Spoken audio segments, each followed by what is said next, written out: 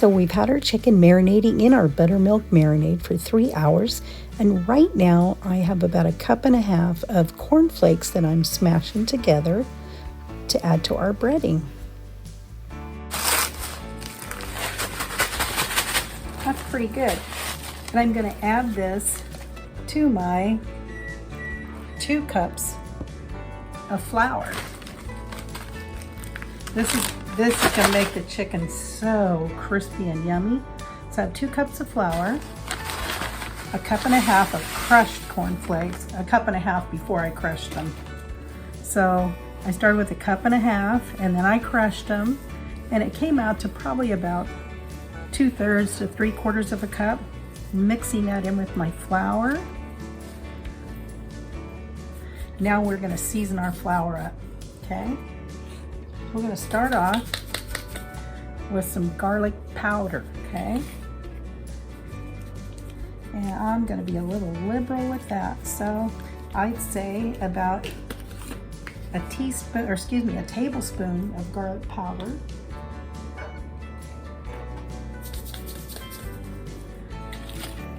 Tablespoon of onion powder. Okay. We've got some Italian seasoning here. And I'm going to put probably about a tablespoon of that there. I like those tablespoons. We're going to go with a little black pepper. And that's about a teaspoon of black pepper.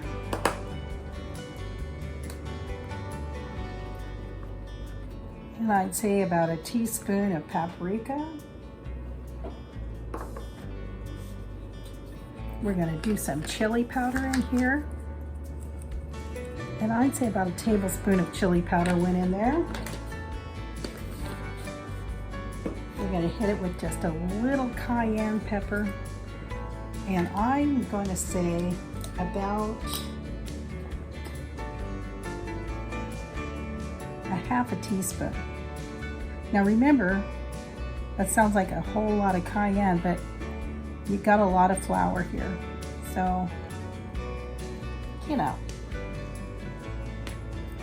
we want our chicken to have some flavor. Then the very last thing I'm going to put in there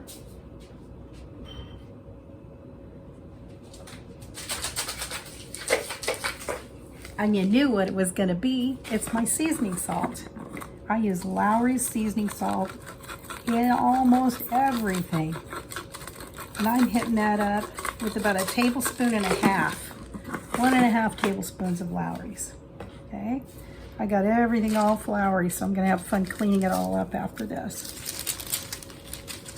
And this is what we are going to dredge our chicken in. Now we're going to get that out of its little bath. It's been in the refrigerator in our buttermilk bath for about 3 hours. I usually like to go 4 hours, but it's what I got. So 3 hours is what I got on that. Okay, let me go get that chicken. Here we go. And the chicken has been marinating in this. And I put about a tablespoon of Tabasco sauce, 2 cups of buttermilk, and let this marinate in that, and some garlic. I did add a little bit of garlic powder to this as well, probably about a tablespoon. And we're doing chicken thighs today. And these are a bone-in chicken thigh, and they have the skin on them. You want to, when you're making fried chicken, go for it. Make it the best you can, and with the best flavor that you can. And you're going to get the best flavor when you use a bone-in piece of chicken. Bone-in, skin on. I know I don't usually eat skin on my chicken either, but you know what? If we are going in for some really good southern fried chicken, let's do it right, okay? So there we go. We want to make sure we coat it well. Okay, and then I'm just going to set it over here and let it rest while we do the rest. okay? It was kind of hard to find the bone-in, skin-on chicken thigh. Everybody wants you to have boneless, skinless. And I love boneless, skinless, but the problem is when you're making fried chicken, the boneless, skinless, you'll wind up burning that up. You don't want to burn up your fried chicken. You go to a lot of trouble to make this just so. So I looked and I went to a couple of different grocery stores till I found what I was looking for. Eventually, you find what you're looking for. Usually. You just gotta have faith and keep looking. There we go. Oh, this smells really good, you know. I'm not one for tasting raw flour. Raw flour is not a good thing to put in your mouth. So I just went by my measurements and my gut, and that's how we're going to do this. So, and we're going to have confidence because it's going to turn out really, really good. I'm telling you. Just wait and see. I got to check the oil over here real quick. Okay. I have my oil on the stove and it's preheating. And we're going to do this in a deep, kind of a deep frying pan. That's what I have to work with today. So that's what we're going to do.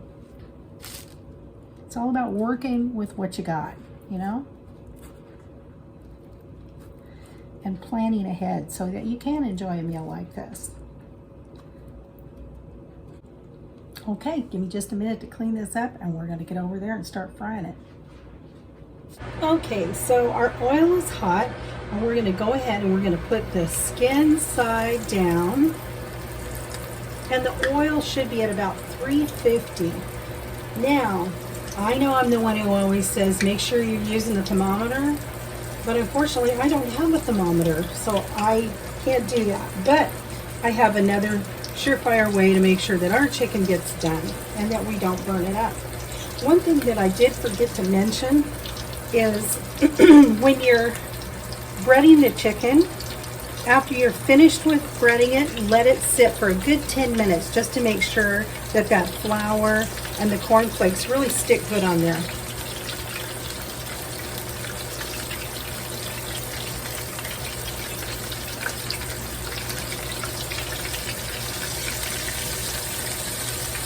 Another thing is do not crowd your pan, okay? So we're going to be doing this in 2 batches because we're not going to crowd our pan, okay?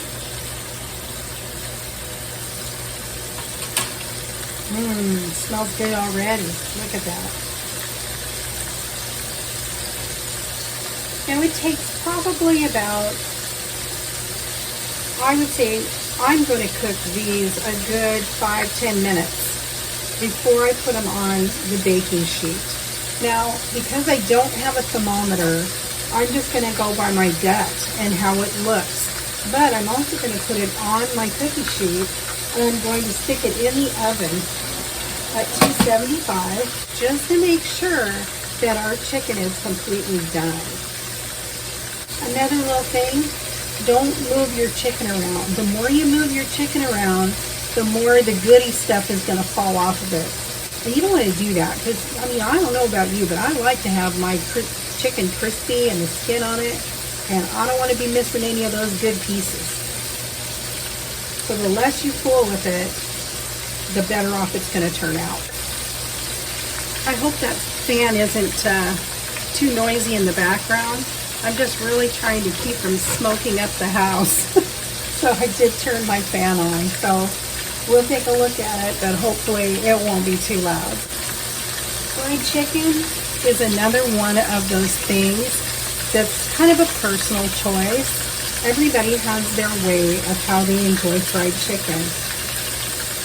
My dad is from North Carolina, and when my dad was alive, fried chicken really wasn't one of his favorite things because I think he ate so much of it as a kid that he just got tired of eating fried chicken. But whenever he did make fried chicken, we were so excited because he would take the time to do it right. And my sister and I used to just get so excited when we knew we were going to have fried chicken for dinner that night. Now my mom was also a good cook, or she still is, but fried chicken this way was more my dad's forte than hers. She would just flour it and fry it and make mashed potatoes and gravy and, you know, like that. My dad, to him it was like a symphony, you know. He created a symphony. When he would put the spices in, he did it with such great care, and he made sure there was plenty of seasoning. So there was no doubt that that fried chicken was going to be amazing. And it never disappointed. Now, if you like your chicken a little spicier, you can add more spice to that. It's just either add more Tabasco, or you can add more cayenne, or even some Cajun seasoning, and that really does bring it up. Okay, I think we need to turn our chicken over. Oh, that looks so good.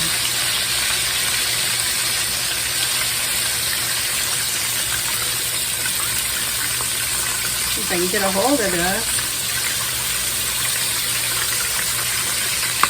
Oh, that looks good. Well, this piece has a little extra skin on it, so it should really be crispy up.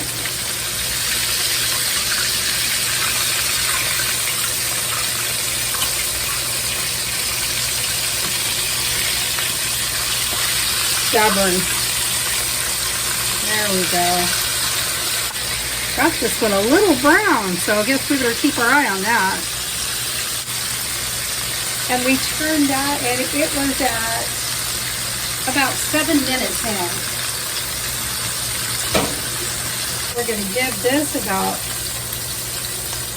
4 more minutes or so, and then we're going to put it on the cookie sheet and put it in the oven. And it's going to finish cooking in there.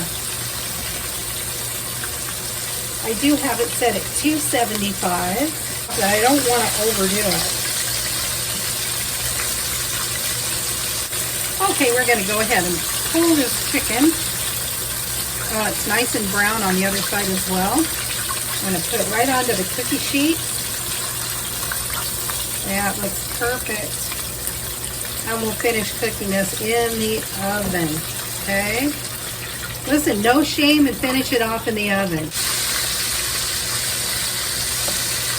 So once these are done, we're going to go ahead and add those on our baking sheet that's in the oven. And we are going to let those rest in the oven for about 20 minutes on 275. And then we're going to check it to make sure that it's done. And when it's all done, we'll take it out of the oven for just about 5-10 minutes and let it rest. And then we're ready to serve. And we'll show you what that looks like.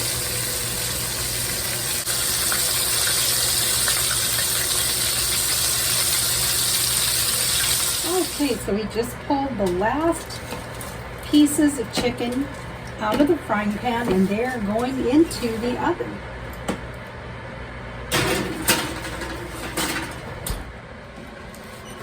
Okay, let's take a look at our chicken. See how it's coming along here. Oh, it smells wonderful.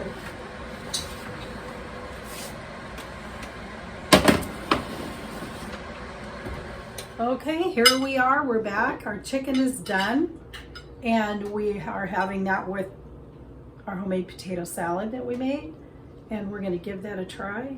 Let's taste this salad. Mmm, that's good. I had some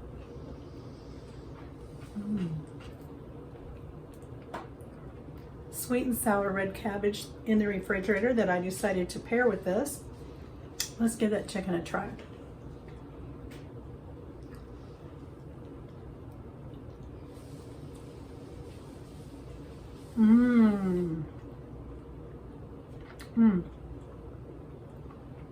It's really good. It has a crunch to it. show you. Look at that. It has a nice crunch. And the seasoning is really good. It's not super spicy, but it has a little spice to it. It's really, really good. So there you go. One more Southern fried chicken recipe to give a shot. So if you guys like the video, give me a thumbs up. I always love to hear your comments. If you haven't subscribed yet, please consider doing so. Thanks, you guys. You have a great night, and thanks for watching. Bye.